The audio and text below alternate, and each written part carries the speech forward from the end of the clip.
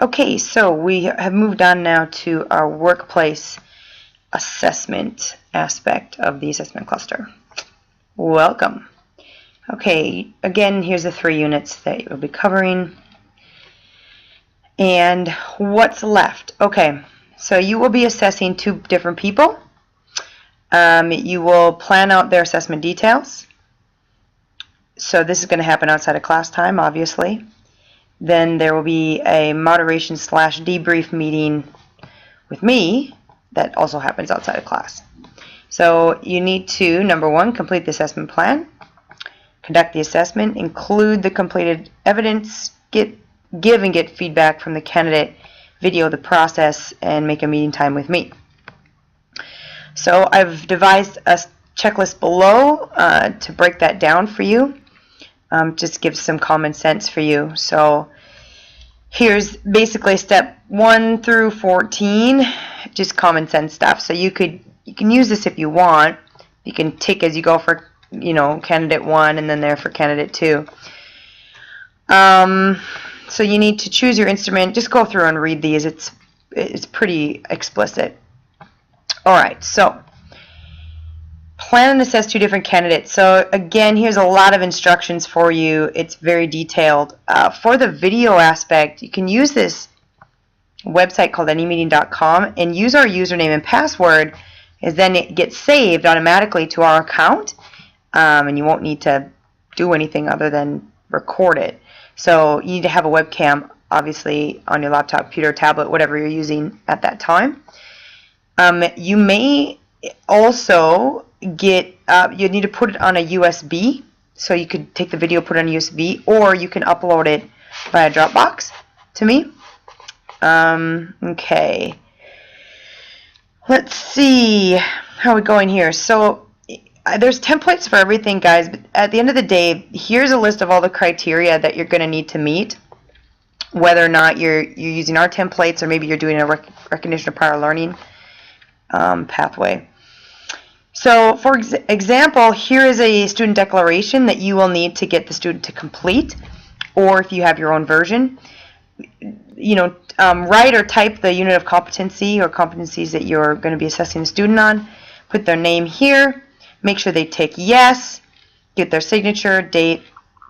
This is a feedback form that you'll ask them to complete after they finish doing the assessment. So obviously they're going to put your name there, the course that they're undertaking with you, the date, and if they're a student or candidate, have them just fill this in. Make sure that they leave comments, because we need authenticity here.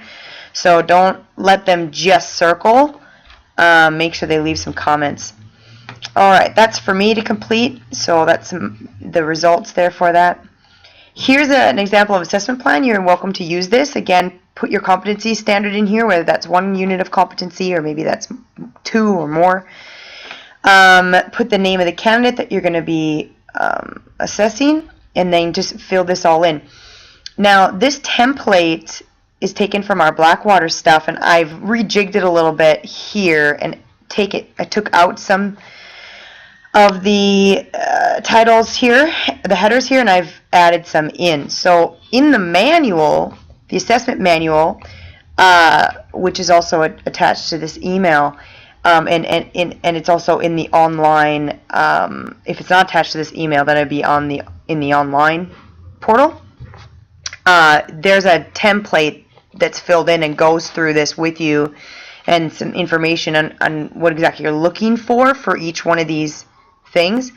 So I'm going to want you to type this in. Please put it in your own words. Please do not get too generic with me. This is evidence to just show that you have a thought process and you get what's going on. So make it detailed enough so that I can show an auditor and say, look, hey, John, Sally, look how smart they are. They know how to fill this in. They know what they're doing. They can put in information. So make sure it's relevant to your workplace and all that. You'll want to get the candidate to agree to it as well. So they need to sign this, that they agree to the plan. This is what I'm going to be filling in. So you're going to video the whole thing, right? And I'm going to be filling this in.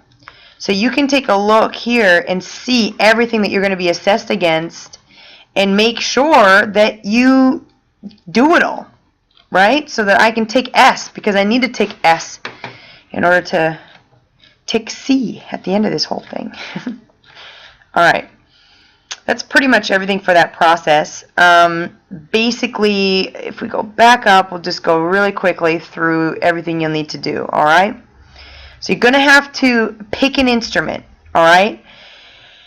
It can be as described up in, or as described in detail in the instructions here, so please read these instructions. It can be something that you created with me in class, or it can be your own thing. As long as it's a vet instrument, we're all good. Find 2 people that are willing to be assessed. Okay, make sure you organize a time and that you make sure there's enough time allocated so you can get everything in. Fill in the plan below or use your own template. You need to make sure you've got everything ready. So if it requires some equipment, or make sure you got all your printing ready, get all that stuff organized before you do it. I would get to your assessment venue early and set up your video stuff and make sure that's all ready and rocking.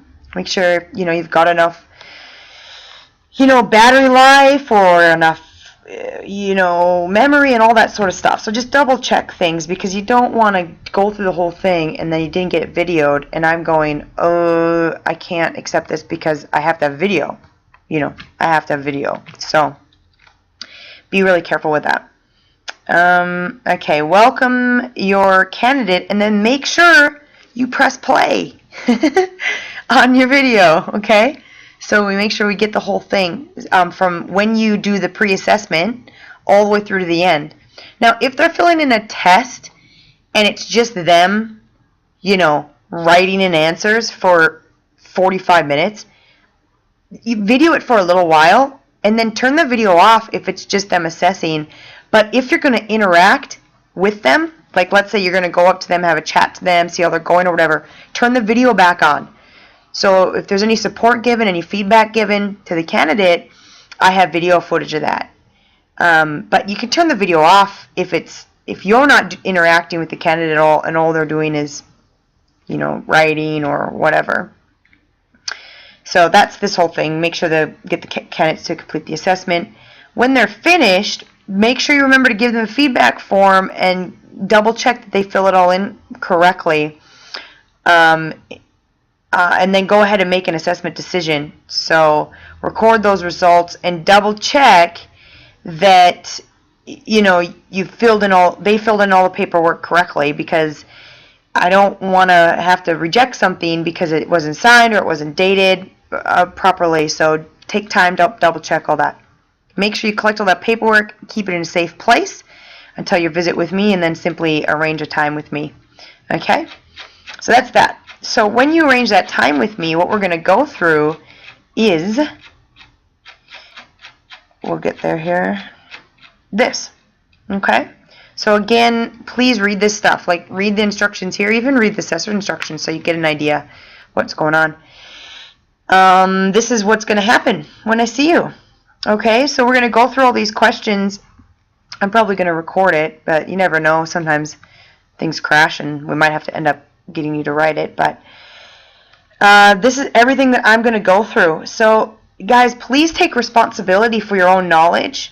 I'm expecting that in between the time of when you did class with me and this, that you've gained more knowledge or light bulb moments have happened, and you're going to need to refer to some learning if you need to gain a better understanding of some of the insights that either maybe we didn't get to in class, or for whatever reason we didn't get to through any sort of learning process that you're going through, and you need to get upskilled in your learning.